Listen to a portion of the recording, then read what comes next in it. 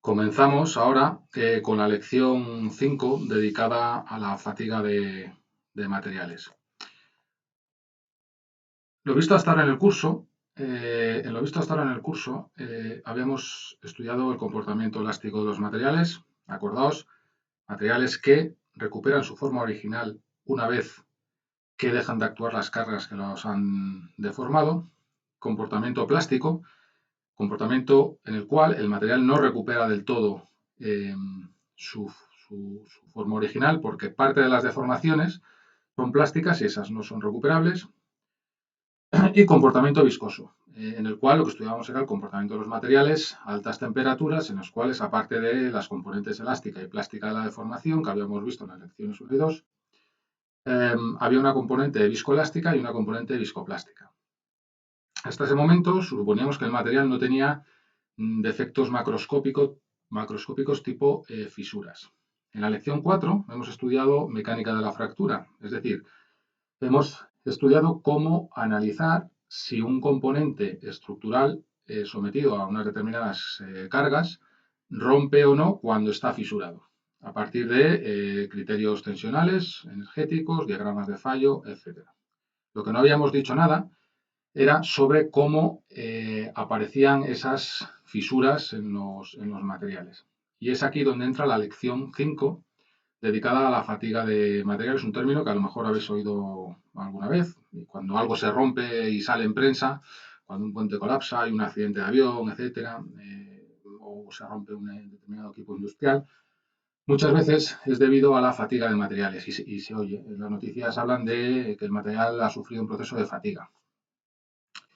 Y ya digo, es probablemente el fenómeno más importante o el fenómeno responsable de la mayor parte de las fisuras que existen en los componentes estructurales. Y por lo tanto, vamos a tener que estudiarle para saber por qué aparecen esas fisuras y cómo podemos tenerlas controladas. Digamos, para ponerlo en relación con el tema 4, el tema 4 estudia el momento de la rotura, cuando la fisura es crítica. El tema 5 lo que estudia es cómo aparece esa fisura y cómo va creciendo a lo largo del tiempo hasta que al final se produce el fallo por fractura. Por eso a veces se dice que la fatiga es un proceso subcrítico, lo que viene antes del momento crítico, que vendría determinado por la fractura final. Los componentes, las distintas epígrafes de esta lección van a ser pues, una introducción para entender el contexto de la fatiga. Cargas cíclicas, ¿qué estamos entendiendo por cargas cíclicas? Porque al final son las que producen la fatiga. El enfoque de vida total en fatiga a través de curvas Sn y εn. El enfoque global. Todos ellos son enfoques, los vistos del 5.3 al 5.6, son enfoques en los cuales el material no parte de ninguna fisura, es decir, la fisura primero tiene que iniciarse y después propagar hasta rotura. Y en el punto 5.7 estudiamos el crecimiento de fisuras por fatiga, es decir, qué pasa si yo en un componente detecto una fisura, ya el tiempo de iniciación ha pasado, yo detecto una fisura, cómo esa fisura, a qué velocidad va a crecer hasta alcanzar el tamaño crítico.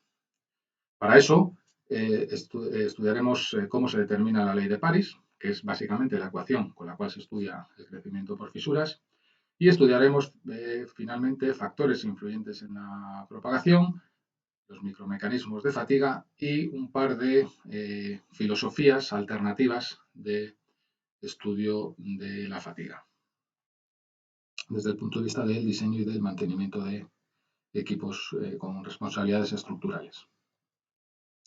Este dibujo suena de la lección de, este esquema suena de la lección de fractura. Hablábamos de que teníamos un componente con una fisura y que puede llegar un momento en el cual el estado de tensiones en el fondo de fisura alcance una condición crítica para el material. Ese estado de tensiones, si estamos en condiciones elástico-lineales, pues lo podemos estudiar a través del factor de intensidad de tensiones, que es el que representa ese estado tensional, y la condición crítica viene dada por la tenacidad a fractura del material. Y habíamos visto que las fisuras podían ser defectos de fabricación, por ejemplo, poros en una soldadura, faltas de penetración, o se pueden haber producido por fenómenos de fisuración, daño en funcionamiento. Y aquí es donde entra en juego la fatiga. Es el principal, como decía, el principal fenómeno de fisuración y que tiene que ver con la puesta en marcha de ese componente y la aparición en el tiempo de fisuras, aparición y propagación. Nos dice aquí que la experiencia demuestra que los componentes estructurales sometidos a tensiones oscilantes en el tiempo pueden manifestar daño por fisuración incluso cuando las tensiones son de pequeña entidad. Esto es importante. Primero, necesitamos tensiones oscilantes en el tiempo. Las tensiones tienen que variar. Si tenemos una determinada tensión inferior a la tensión de rotura y esa tensión es constante y no hay fenómenos térmicos tampoco como la fluencia, eso no rompe, ¿vale? Pero si esa tensión puede ser bastante inferior a la tensión de rotura y inferior al límite elástico, pero sin embargo, si esa tensión es variable en el tiempo, van a poder aparecer fisuras que posteriormente propagarán y llevarán a la rotura final del componente. Y esto en su día fue bastante sorprendente porque se sabía que los componentes estructurales que estaban rompiéndose estaban sometidos a cargas, a tensiones relativamente pequeñas. Entonces no se entendía cómo podía ser que sometido el material a tensiones inferiores o muy inferiores a la tensión de rotura, pues al final se terminaba rompiendo. Bueno, pues esto es debido a que las tensiones son variables. Algo ocurre en el material cuando las tensiones son variables que lo debilita, termina apareciendo fisuras o lo debilita a través del desarrollo de fisuras y se termina produciendo la fractura final. Y esto es lo que se llama fatiga de materiales. Parecería, de ahí viene el nombre de fatiga, que es una traducción del inglés, de fatigue, parecería que el material se ha cansado. Aunque las cargas no sean inferiores a la tensión de... Aunque las tensiones sean inferiores a la tensión de rotura, tensiones que el material puede sostener si son estáticas sin ningún problema, si esas tensiones hacemos que varíen con el tiempo, pues puede parecer que el material se fatiga, se cansa y termina cediendo y rompiendo. Bueno, desde luego, si vais a una relación de los mayores fallos estructurales, los fallos más catastróficos de estructuras que se han producido en los últimos 2-3 siglos, veréis que la fatiga está implicada en la mayor parte de ellos. Y en particular, en áreas como la ingeniería civil, en puentes metálicos, pues es el responsable de la mayor parte también de los fallos estructurales. Son muchos los casos históricos que podéis ver. Muchos tienen que ver, por ejemplo, con el ferrocarril, fallos de ejes de ferrocarril, fallos de raíles. Y en Internet tenéis un montón de ellos, podéis consultarlos, los aviones Comet.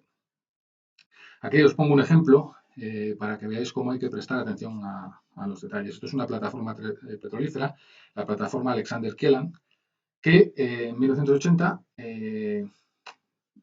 pues, colapsó. Aparentemente estaba bien diseñada, diseñada a fatiga también perfectamente, pero veis estas pilonas que tiene aquí, bueno, pues estaban perfectamente dimensionadas, pero en uno de estos elementos metálicos soporte se colocó un elemento, un sonómetro, un elemento absolutamente auxiliar, no estructural, pero que se acopló al elemento portante a través de una soldadura.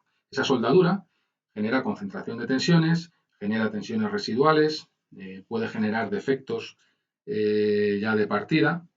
Y bueno, se hizo la soldadura y no se estudió. No se dimensionó la soldadura adecuadamente. Aparecieron fisuras ahí, en la unión entre el sonómetro, el sonar y los pontones, y a partir de ahí pues falló toda la estructura. Como consecuencia hubo 123 muertos, porque os podéis imaginar que, claro, aunque rompa a tensiones inferiores a la de rotura, esto no rompe cuando está el mar en calma, sino cuando se solicita más a la estructura y es en pleno temporal, digamos, ¿vale? Tenéis multitud de vídeos en internet al respecto y ahí tenéis un par de links. Entonces, definición de fatiga. De esto podéis encontrar muchas también en bibliografía. Bueno, aquí tenéis una definición que puede ser perfectamente válida. Dice, modo de fallo en los materiales que implica la iniciación y propagación de fisuras en elementos sometidos a tensiones variables en el tiempo. Aquí hay varios puntos en los que hay que pararse. Primero, modo de fallo en los materiales. Conduce al fallo final de los materiales porque es un proceso subcrítico, es el que hace que aparezcan las fisuras y propaguen, pero la fisura no se produce fatiga y se produce el fallo inmediatamente, normalmente. sino que la fatiga puede ser un proceso que ocupe muchos años. Tenéis, por ejemplo, también un ejemplo, el vuelo 611 de China Airlines, también hay documentales al respecto, en el cual aparece una fisura a partir de, se produce un despegue de un avión, o no sé si es un despegue o un aterrizaje, en esa maniobra la cola del avión pega en la pista y empiezan ahí ya a iniciarse defectos. 20 años después de 20 años de vuelos, 20 años de ciclos de compresión-descompresión, esa fisura durante esos 20 años fue creciendo y cuando en un determinado vuelo se hizo crítica, falló por fractura y la consecuencia en este caso fueron más de 200 muertos. En todo caso, la fatiga es todo el proceso previo hasta el fallo final por fractura. Otro punto en el que hay que pararse. Implica la iniciación y propagación. ¿De acuerdo? En materiales que inicialmente no tienen fisuras, la fatiga se ocupa de que esas fisuras terminen apareciendo. Eso es lo que se llama la fase de iniciación. La fase que va desde que empezamos a solicitar el material hasta que aparece la fisura. Y una vez que la fisura se inicia, la fatiga lo que hace es que la propaga. En cada ciclo la fisura va haciéndose más grande, muy poco a poco, pero va haciéndose más grande. En el caso del avión que os comentaba, cada vuelo es un ciclo de entrada en carga y descarga. Abajo, el material, el fuselaje de un avión, podéis pensar en una primera aproximación que es como una tubería. Abajo está sin entrar en carga. Cuando sube arriba de todo, en altura de crucero, pues ahí entra en carga. Baja y se descarga. Entonces, cada vuelo, en este caso en el fuselaje, es un ciclo. Entonces, en cada vuelo, la fisura propagaba un poco. Y a lo largo de 20 años de vuelo, la fisura terminó creciendo hasta hacerse crítica. ¿Vale? Por eso os dice ahí que es un proceso subcrítico, puesto que es previo a la rotura. Y finalmente, el tercer punto en el que me paro, sometido a tensiones variables en el tiempo. Insisto, la fatiga solo se produce si las tensiones son variables en el tiempo. Si tenemos tensiones constantes en el tiempo, no hay fatiga. ¿De acuerdo? Y el objetivo, claro, esto es una lección introductoria a la fatiga. Y después tendríais que, para ser expertos en fatiga, pues habría que profundizar mucho más en ello, ¿no? Tenéis asignaturas de máster, tanto el máster de Ingeniería de Caminos como el máster de Integridad Estructural, en el cual hay una asignatura, por ejemplo, que se denomina análisis de fallos. Y el objetivo ahí es que veáis una foto como la que tenéis ahí en la margen izquierda y sepáis inmediatamente que haya habido un proceso de fatiga. ¿De acuerdo? Las superficies de rotura de los materiales son como las radiografías de las personas. A partir de esa superficie de fractura se puede llegar a saber qué ha pasado, o nos puede dar pistas de lo que ha pasado ahí. Igual que una radiografía puedes llegar a ver enfermedades, ¿no? Pues aquí, viendo esta foto, un ojo entrenado, una persona que trabaje en este ámbito, pues detecta inmediatamente que ha habido una fisura. Veis que es un componente con una sección circular y veis que aquí hay dos tonalidades. Bueno, y aquí hay una marca, como la que veis aquí, que apunta al centro. Bueno, esto lo voy a simplificar porque es la primera vez que lo veis. Esto básicamente es una fisura que ha empezado aquí. Esto se llama marca de trinquete. Apunta al punto de iniciación de la fatiga. Hay algunas secundarias, como esta de aquí, ¿vale? Pero bueno, la fisura principalmente ha propagado todo por aquí y al llegar aquí ha alcanzado el tamaño crítico. Esta profundidad de fisura sería el tamaño crítico de fisura. Y cuando ha llegado aquí, se ha igualado K1 a K1C, porque es un fallo frágil. Básicamente, esto podéis analizarlo en diagrama de fallo, pero seguramente un análisis elástico de mecánica de la fractura elástico-lineal también os da una buena aproximación. Cuando la fisura ha alcanzado este tamaño, pues se ha alcanzado la rotura final. Y si enchufáis aquí, con el microscopio electrónico de barrido, seguro que vais a ver clivajes, muy probablemente. ¿Vale? Ya sabéis lo que son los clivajes, micromecanismo de fractura asociado a la fractura frágil. Bueno, pues todo este proceso es el que ha llevado a la fatiga, desde la iniciación de la fisura por aquí y después la propagación de la fisura ciclo a ciclo hasta que alcanza el tamaño final.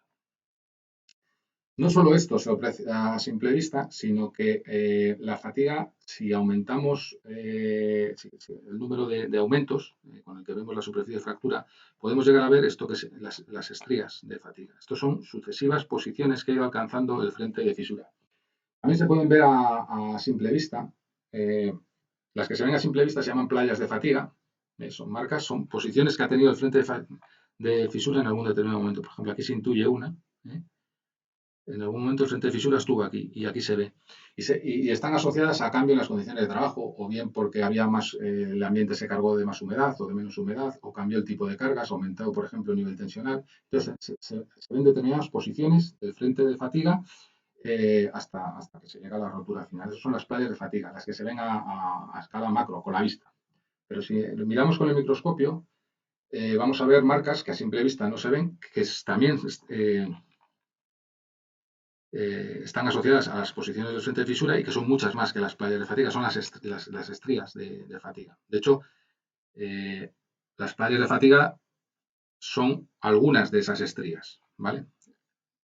Repito, la fatiga va dejando marcas en el material. Las que se observan a simple vista son las playas de fatiga, no siempre hay. Necesitamos que haya cambios en las condiciones de operación, tanto de temperatura, humedad, cargas de que se aplican. Y las que se observan, las que son a escala microscópica, necesitamos utilizar el microscopio para verlas, son las estrías de fatiga. ¿Vale? En todo caso, todas están en posiciones que va ocupando el frente de fisura a lo largo de la propagación. Es decir, una vez, por ejemplo, aquí, el frente de fisura estuvo aquí, después estuvo aquí, después estuvo aquí. Se supone que cada playa, cada estría es una posición del frente de fisura que ha ido avanzando esos espacios que hay entre estrías. En cada ciclo avanza. Esto es una simplificación. Normalmente lo que hace es mantenerse en una determinada posición, el frente de fisura, durante un número de ciclos y después avanza hasta la siguiente posición. De tal manera que obtenemos una propagación media por ciclo. Bueno, primeros estudios, claro. Esto, otra cuestión importante. Aquí estamos hablando fundamentalmente de cargas de tracción. Necesitamos que haya cargas de tracción para que haya fatiga, cuando hablamos sobre todo en elementos metálicos. ¿Vale? Entonces, ¿cuándo empieza a haber problemas de fatiga importantes? Cuando se empieza a utilizar los metales como elementos estructurales. Revolución industrial. Claro, y sobre todo asociado a puentes, primeros puentes metálicos, el ferrocarril. Eso hizo que ya los primeros investigadores en el siglo XIX, como Albert en 1829, hiciesen ensayos de fatiga en cadenas de hierro, o Poncelet y Rankine, o Waller, estudiasen la rotura de carriles en trenes, tras un número de ciclos a tensiones que ellos consideraban bajas. En el siglo XX, desde luego, ha habido también más avances. Por ejemplo, Orowan y Taylor desarrollan el concepto de dislocación que habéis visto en plasticidad, que es importante también para la fatiga. Griffith e Irwin vimos que desarrollaban la mecánica de la fractura, que veremos cómo se utiliza para estudiar la propagación de fisuras a través de la ley de París, que es del año 1961. Y otros autores después han extendido el estudio de la fatiga en otros tipos de materiales, además de los metálicos, y situaciones estructurales diversas. De hecho, existen revistas científicas dedicadas específicamente a la fatiga de materiales por la importancia que este fenómeno sigue teniendo. En todo caso, como decía, esto comienza en la revolución industrial en estructuras metálicas con misión estructural y sometida a tensiones de tracción. Y todo ello inducido por los fallos catastróficos, muchos fallos catastróficos que se estaban produciendo en aquella época. Bueno, ideas claves de todo esto que os estoy contando. El carácter variable que tienen que tener las cargas y por lo tanto las tensiones. El coste asociado. Los fallos por fatiga son responsables, vamos a hablar de los fallos estructurales en general, son responsables de unas pérdidas que si las cuantificamos en valor económico, pues en economías desarrolladas estaríamos entre el 3-5% del PIB. Aquí estamos hablando de fatiga, también de corrosión, etcétera, pero sobre todo vamos a hablar hablamos de fallos estructurales, suponen varios puntos porcentuales del PIB. Vosotros pensad, cuando se produce una rotura, el coste de reemplazo, las paradas de producción que se pueden producir, costes de seguros, indemnizaciones. Bueno, pensad no solo en fallos estructurales catastróficos, sino en el día a día, las cosas que se rompen. Cuando se rompe una pieza en un coche, cuando se rompe una pieza en una máquina, cuando se rompen cosas en casa, que hay que reemplazarlas, bueno, pues eso tiene unos costes asociados muy importantes. Hay miles de accidentes, se han producido muchos, se seguirán produciendo muchos, pero la cuestión es reducirlos al mínimo. Tenéis que saber que disponemos de herramientas que son capaces, que nos permiten estudiar el fenómeno de la fatiga, tanto en la fase de diseño como durante la fase de mantenimiento de los equipos estructurales. Y durante el siglo XX y sobre todo ahora ya en el XXI, el fenómeno de la fatiga se está incorporando o ya está incorporado a los códigos de diseño de todo tipo. Los eurocódigos, código ASME, documentos EPI, etc. Y en particular el Eurocódigo 9 para ingeniería civil es importante porque nos sirve para estudiar y para dimensionar a fatiga elementos estructurales metálicos. ¿De acuerdo?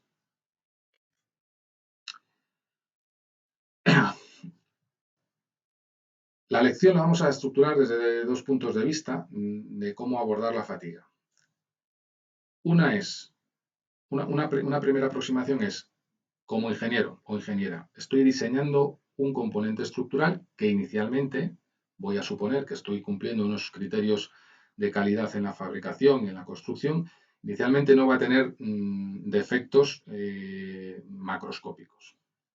Entonces, hago unos análisis de resistencia a materiales, calculo estructuras, calculo las tensiones y demás, y supongo que no tengo una fisura inicial. Entonces, el enfoque del estudio de la fatiga es de vida total. Voy a tener que estudiar esto suponiendo que la fatiga implica iniciación y propagación. Y esto se estudia sobre todo a través de las curvas SN y de herramientas como Baskin, Goodman, etc. Herramientas todas del siglo XIX. Con la regla de Miner, que ya veremos en qué consiste, que es del siglo antes de mitad del siglo XX. Obviamente, son herramientas que se han ido refinando. Las curvas de diseño se han ido ajustando más, se han ido definiendo mejor. Pero la filosofía es una filosofía bastante ya veterana, bastante madura. El otro enfoque es el siguiente. He construido un puente metálico, por ejemplo, que lleva 20 años en servicio y hago una inspección y veo que en un determinado elemento estructural tengo una fisura. Entonces, la cuestión es, ¿cómo va a propagar esa fisura en el tiempo? Si quiero conocer cómo va a propagar esa fisura en el tiempo, tengo que conocer herramientas que permitan predecir esa propagación. En este caso, se va a utilizar la ley de París de los años 60 del siglo XX. Son los dos enfoques que vamos a seguir. Bueno, el estudio de la fatiga tiene dificultades. Algunas de ellas se os comentan en esta transparencia. Por ejemplo, los resultados de laboratorio demuestran que se trata de un fenómeno aleatorio y por ello difícil de predecir. En definitiva, si tú coges dos probetas del mismo material, dos probetas aparentemente idénticas, de la misma partida de material, por ejemplo, del mismo chapón metálico, coges dos probetas iguales, las sometes a las mismas cargas y no te van a aguantar lo mismo. No van a aguantar exactamente el mismo número de ciclos. Es más, pueden haber una diferencia importante. Y eso es porque tiene una dispersión importante. El fenómeno de la iniciación depende mucho de los defectos microscópicos que tú tengas dentro del material y de lo cerca o lejos que queden, por ejemplo, de la zona más tensionada.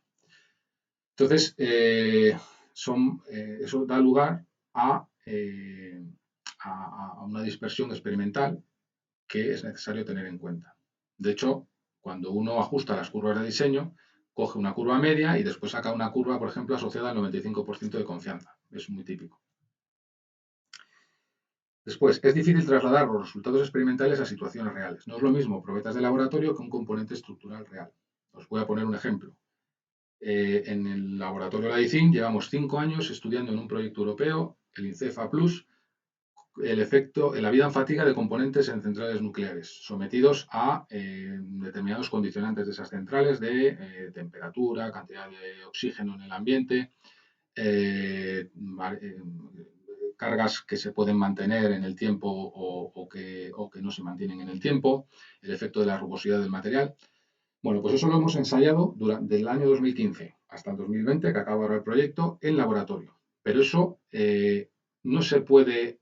eso te da muchas pistas de cómo funciona la fatiga, en este caso la fatiga ambiental en centrales nucleares. Pero si tú quieres trasladar eso a las centrales nucleares, Tienes que validar eso en componentes estructurales reales. Y para eso, ahora mismo va a empezar otro proyecto que va desde el 2020 al 2025. 5 años de proyecto en laboratorio, 5 años de proyecto en componentes reales. Eso quiere decir que hay 10 años para estudiar ese fenómeno, en este caso en el contexto nuclear, que te da una idea de que no es algo trivial y fácil. Estoy hablando de proyectos europeos gordos, con más de 20 instituciones europeas participantes, etcétera. O sea, quiere decir que es un fenómeno pues, complejo. Más dificultades. En muchas ocasiones resulta imposible conocer a priori las condiciones de operación del montaje. Por ejemplo, estructuras sometidas al viento o al oleaje. Pensad, por ejemplo, en los aerogeneradores colocados en el mar, sometido a cargas de viento totalmente aleatorias y a un oleaje también aleatorio. Entonces hay que ser capaz de uno no va a poder saber exactamente las cargas a las que van a estar sometidas esas estructuras, pero tiene que ser capaz de definir unas cargas que sean representativas de las reales. Y eso hay metodologías en las cuales no vamos a entrar en esta asignatura, no hay tiempo para ello, pero hay que ser capaz de establecer unas cargas de diseño que sean representativas y nos dejen del lado de la seguridad de las cargas que realmente, cargas aleatorias a las que finalmente va a estar sometida la estructura y el material. Y lo mismo puede decirse de las condiciones ambientales. Esto lo pongo en relación con lo que decía antes en centrales nucleares. No es lo mismo que el aerogenerador esté en el mar a que el aerogenerador esté en una montaña del sistema central, en Madrid, por ejemplo. No es lo mismo. ¿Por qué? Porque uno es un ambiente marino, el que está en el mar, y otro no tiene la agresividad del ambiente marino. Entonces, va a durar más, sometido a las mismas cargas, va a durar más un aerogenerador en la sierra madrileña que en la costa cantábrica. ¿De acuerdo? Y estos efectos sinérgicos de fatiga y medio ambiente, pues como veíamos en el ejemplo que os decía de las centrales nucleares, pues son difíciles de predecir. Bueno, entonces, volviendo a los dos enfoques que vamos a dar. Fatiga de componentes no fisurados tiene que ver con el diseño de estructuras, la fase inicial desde el diseño, y componentes fisurados, componentes en servicio que en una inspección detectamos que tienen fisuras y hay que ver cómo evolucionan en el tiempo. Dentro de la de componentes no fisurados hay dos situaciones extremas, digamos. Fatiga de alto número de ciclos y fatiga de bajo número de ciclos. Esto os va a poner en relación con las lecciones 1 y 2. La fatiga de alto número de ciclos es aquella en la cual los fenómenos plásticos tienen poca importancia. En definitiva, las tensiones aplicadas son inferiores al límite elástico. Mientras que la fatiga de bajo número de ciclos, las tensiones aplicadas son superiores al límite elástico. Eso hace que más o menos la frontera entre uno y otro esté en los 10.000 ciclos. Pero lo que diferencia uno de otro es que las tensiones pasen del límite elástico, fatiga de bajo número de ciclos, o sean inferiores al límite elástico, fatiga de alto número de ciclos. No los 10.000 ciclos, que es una referencia, y que en otros sitios podréis ver que son 20.000 y en otros sitios podrán decir que son 8.000. Eso solo es un número de ciclos de referencia. Lo que diferencia a unos de otros es el nivel tensional que se alcanza en el proceso. La fatiga de alto número de ciclos se estudia con curvas SN, tensión, número de ciclos hasta rotura, mientras que la fatiga de bajo número de ciclos se estudia con curvas εN, deformación plástica, generalmente, número de ciclos hasta rotura. Y uno y otro enfoque están asociados generalmente al entorno industrial en el que uno se maneje. Por ejemplo, en ingeniería civil normalmente va a ser fatiga de alto número de ciclos. En el contexto nuclear suele ser fatiga de bajo número de ciclos. Los ciclos vienen de las paradas o arranques, por ejemplo, del reactor, que son un número limitado de ciclos a lo largo de la vida de la central. Mientras que, por ejemplo, en los puentes pues, está asociado a cargas de tráfico, al viento o a cargas de viento, que esas ocurren pues, de forma muy frecuente.